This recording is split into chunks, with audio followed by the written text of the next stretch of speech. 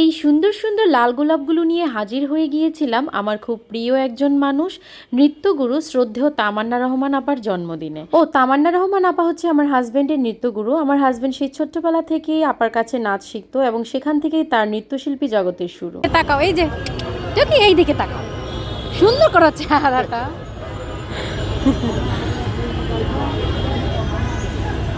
আসলে সেদিন শুধু আপার জন্মদিনই ছিল না, আপা খুব সুন্দর একটা ইফতারের অ্যারেঞ্জ করেছিল। তাই আমরা একটু আগে আগেই বের হয়ে গেছি যেন ইফতারটা শুরু থেকে অ্যাটেন্ড করতে পারি। তো আমরা তখন বেলি রোডের সিগনালে বসেছিলাম আর ফুলের গন্ধ নিচ্ছিলাম। ফুলগুলো থেকে এত সুন্দর গন্ধ বেরোচ্ছিল। যাই হোক, এত তাড়াতাড়ি গিয়েও আমার কোনো লাভ হয়নি। যখন ইফতার শুরু হয়েছিল ঠিক সেই মুহূর্তে আমি সেখানে পৌঁছে গেছি, কিন্তু আমি বাইরেই দাঁড়িয়েছিলাম কারণ আমার গুণধর পুত্র ভেতরে ঢুকবে না। ভেতরে অনেক অচেনা লোকজন ছিল। আর সাহিত্য এরকমই বরাবরই, ওর একটু অচেনা মানুষদের সাথে অ্যাডজাস্ট হতে অনেকটা টাইম লাগে। তো আমি বাইরেই ওকে নিয়ে প্রায় 10-15 মিনিট দাঁড়িয়েছিলাম। এই ফাঁকে সবার ইফতার করা শেষ হয়ে গেছে, তাই আমি বলতে পারবো না যে ইফতারে কি কি আইটেম ছিল, আর সেই ভিডিওটাও করা হয়নি। তো অবশেষে অনেক বুঝিয়ে সুঝিয়ে আমার পুত্রকে নিয়ে ভেতরে ঢুকেছিলাম। এরপরে আমরা আমাদের খাওয়া দাওয়া সেরে নিলাম আর এখন কেক কাটা শুরু হয়ে যাচ্ছে। পার্টিতে না, আপান্টি তোমার পাশে ছিল, যাও, যেতে হয়তো বাবা, যাও সাহিত্য যাও, আপান্টি খুশি হবে অনেক, যাও যাও যাও যাও। এরপরে আপার সব স্টুডেন্টরা আপাকে গিফট দিচ্ছিল, সেগুলোই আনপ্যাক করছিল। এটা হচ্ছে বিভাগের চেয়ারপারসনের চেয়ারের ছবি, প্রথম যেদিন বসে সেই দিনের ছবি। তামান্না রহমান আপা কিছুদিন আগে ঢাকা বিশ্ববিদ্যালয়ের নৃত্যকলা বিভাগের চেয়ারম্যান হিসেবে যুক্ত হয়েছেন, এটা সেদিনেরই ছবি। এই আমার হাজবেন্ড কি আছে ফ্যামিলিতে নাকি বাদ পড়ে গেছে? না, ওই যে ও আচ্ছা আছে, সবার উপরে। ধন্যবাদ ধন্যবাদ আমার হাজবেন্ডকে রাখার জন্য। তো এটা ছিল নৃত্যমের সব স্টুডেন্টদের ছবি সহ একটা বড় ফ্রেম করে দেওয়া হয়েছিল, যেটা খুবই সুন্দর ছিল এবং সেখানে আমার হাজব্যান্ডেরও ছবি ছিল, যেটা দেখে আমার খুবই ভালো লেগেছে। হ্যাপি বার্থডে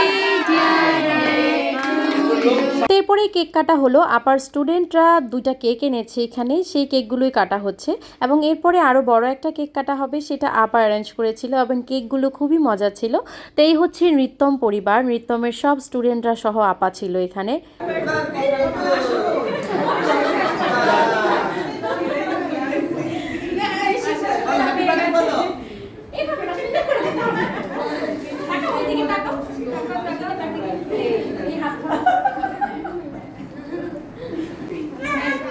ও দিবে।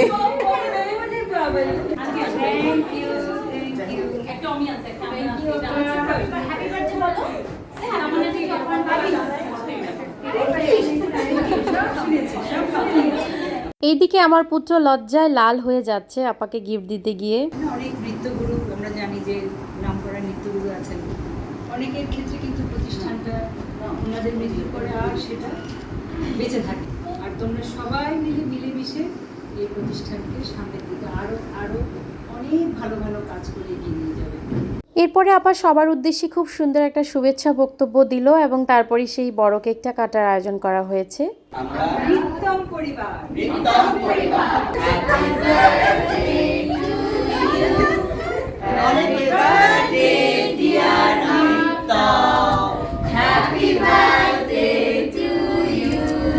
সত্যি নৃত্যমের একজন সদস্য হতে পেরে আমি নিজেকে খুব গর্বিত মনে করি। আমার হাজব্যান্ড দেশের বাইরে চলে যাওয়ার পরেও আপা কিন্তু আমাদের সাথে সবসময় যোগাযোগ রাখে, আমাদের প্রতিটা প্রোগ্রামে আপা অ্যাটেন্ড করে। সবার সাথে হাসিতে খুশিতে খুব সুন্দর একটা সময় কাটিয়েছিলাম সেদিন সন্ধ্যায়। তো এরপর সবাই আপাকে কেক খাইয়ে দিচ্ছিল, আমিও কেক খাচ্ছিলাম। কেকটা এত মজা ছিল, তো সবাই খুব মজা করে খাচ্ছিল। তো এরপরেই দেখলাম আমাদের ছোট্ট ছোঁয়া আপার জন্য খুব সুন্দর একটা বার্থডে কার্ড বানিয়ে এনেছে এবং সেখানেই সবাই আপার জন্য বার্থডে উইশ করছিল। তো আমাকে সবাই বলছিল, বৌদি দাদার হয়ে তুমি একটা উইশ লিখে দাও। তো আমিও ছোট্ট একটা উইশ লিখে দিয়েছিলাম আপার জন্য। তো এরপরে সবাই আপাকে গিফট দিচ্ছিল আর আপা সেগুলো আনপ্যাক করছিল। আমরা সবাই বসে বসে দেখছিলাম, খুব সুন্দর সুন্দর গিফট ছিল। তো এর মাঝে আমার ছেলে সবার সাথে এত গল্প জুড়ে দিল যে তার গল্প শেষই হচ্ছে না। আচ্ছা, আমার জন্মদিন কতদিন পর আসতেছে, ওইখান থেকে তোমরা নিয়ে যাও। ও আচ্ছা, তোমার বার্থডে থেকে বেলুন আমরা নিয়ে আসবো। আচ্ছা ঠিক আছে। এই হচ্ছে আমার সাহিত্য, যে সব জায়গাতেই তার মানিয়ে নিতে একটু প্রবলেম হয়, কিন্তু যখন সে সবার সাথে মিশে যায় তখন তার গল্প আর শেষই হয় না। তো এরপরে আমরা বিদায় নিয়ে নিলাম আপার থেকে। এই ছিল আমাদের নৃত্যশীলন কেন্দ্রের সাথে কাটানো একটি সুন্দর সন্ধ্যা। আপনাদের কেমন লাগলো সেটা অবশ্যই কমেন্ট করে জানাবেন। তো আজ এই পর্যন্তই, সবাই ভালো থাকবেন, সুস্থ থাকবেন, দেখা হচ্ছে পরবর্তী কোনো ব্লগে। টাটা।